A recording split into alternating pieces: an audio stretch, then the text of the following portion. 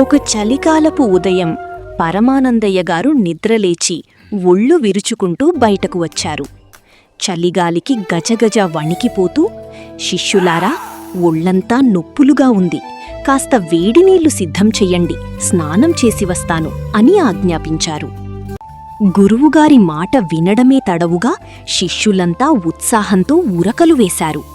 గురువుగారికి ఇష్టమైన పనిని మనం అత్యంత శ్రద్ధగా చెయ్యాలి అని ఒక పెద్ద గంగాళం నిండా నీళ్లు పోసి పొయ్యిమీద పెట్టారు.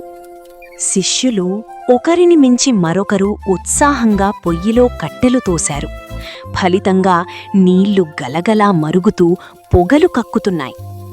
నీళ్లలో నుండి వస్తున్న శబ్దానికి ఒక శిష్యుడు భయపడిపోయి, ఒరే, నీళ్లు మరీ వేడెక్కి కోపంతో అరుస్తున్నాయి, గురువుగారు ఇందులో దిగితే అంతే సంగతులు అన్నాడు. నిజమే, అంత వేడి నీళ్లతో స్నానం చేస్తే గురువుగారి చర్మం కమిలిపోతుందని వాళ్లకు అర్థమైంది. మరి ఆ వేడిని తగ్గించడమెలా? సాధారణంగా ఎవరైనా ఏం చేస్తారు? కాస్త చల్లటి నీళ్లు కలుపుతారు.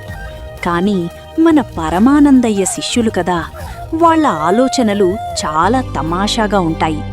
శిష్యుల్లో పెద్దవాడు బుర్ర గోక్కుంటూ, మనం వేడి అన్నం తినేటప్పుడు ఏం చేస్తాం?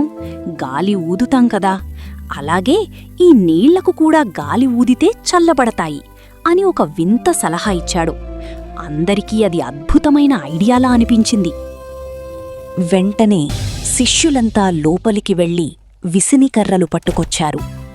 గంగాళం చుట్టూ చేరి యుద్ధానికి సిద్ధమైనట్టుగా నిలబడ్డారు. హుష్ హుష్ మంటూ ఒకరు గాలి విసరడం మొదలుపెట్టారు. మరొకరు నోటితో ఫు ఫు అని గాలి ఊదుతున్నారు. ఇంకొకరు తన పాత పంచెను విసినికర్రలా వాడుతూ గాలి మళ్లించే ప్రయత్నం చేస్తున్నాడు. గంట గడిచింది. శిష్యులకు చెమటలు పట్టాయి, కాని గంగాళంలోని నీళ్లు మాత్రం అలాగే పొగలు కక్కుతున్నాయి. మనం ఇంకా గట్టిగా విసరాలిరా అంటూ ఒకరినొకరు ప్రోత్సహించుకుంటూ ఆపకుండా గాలి ఊదుతూనే ఉన్నారు. స్నానానికి సమయం మించిపోతోందని గురువుగారు అటుగా వచ్చారు. అక్కడ శిష్యులు చేస్తున్న విన్యాసం చూసి ఆయనకు నోట మాట రాలేదు. ఏంట్రా ఇది, నీళ్ల చుట్టూ చేరి ఆ విసనకర్రలతో ఏం చేస్తున్నారు అని అడిగారు. గురువుగారు, నీళ్లు చాలా వేడిగా ఉన్నాయి, మీకు ఇబ్బంది కలగకూడదని మేమంతా కలిసి ఈ నీళ్లకు గాలి విసిరి చల్లబరుస్తున్నాం.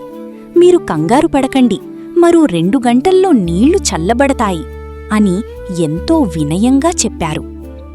పరమానందయ్య గారు తల పట్టుకుని ఇలా అన్నారు. ఒరే పిచ్చి శిష్యులారా, పక్కనే బావిలో చల్లటి నీళ్లు ఉన్నాయి కదా, ఒక చెంబు నీళ్ళు ఇందులో పోస్తే క్షణంలో సరిపోయేది కదా, ఈ గాలి విసరడం ఏంట్రా?